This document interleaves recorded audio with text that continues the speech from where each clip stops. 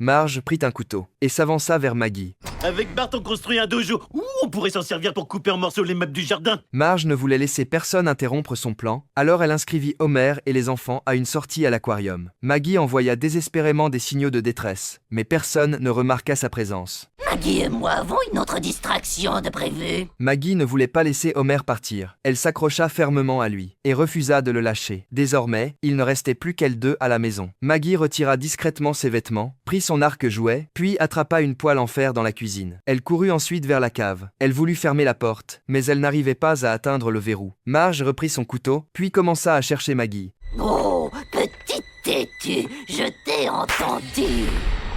Finalement, Maggie réussit à verrouiller la porte. Elle utilisa la poêle comme une planche de skate et glissa dans les escaliers jusqu'en bas. Maggie, laisse entrer maman. Je sais que tu es là.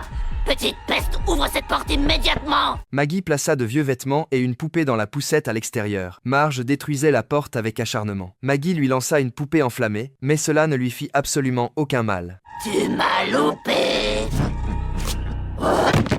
Quand Marge se réveilla, elle découvrit qu'elle était attachée des pieds à la tête avec une corde en chanvre. Maggie essaya de réveiller la véritable Marge. Ça ne marche pas.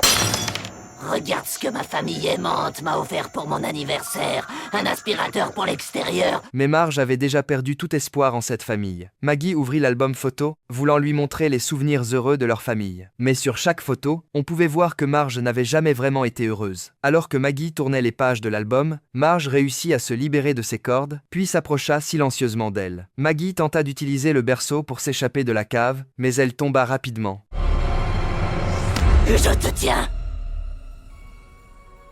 Oh, bébé câlin. Marge expulsa une fumée noire et retrouva enfin ses esprits. Elle s'excusa d'avoir failli tuer Maggie, mais le danger était loin d'être terminé. La fumée noire se rassembla, formant la silhouette d'un fantôme qui se précipita vers elle. Au moment critique, Marge alluma l'aspirateur et aspira toute la fumée noire. Bon, eh bien, en fait, c'était un bon cadeau. Marge, on est rentré. Les gosses ont été malades dans le bassin tactile. Je mets les vêtements pleins de vomi dans ton sac.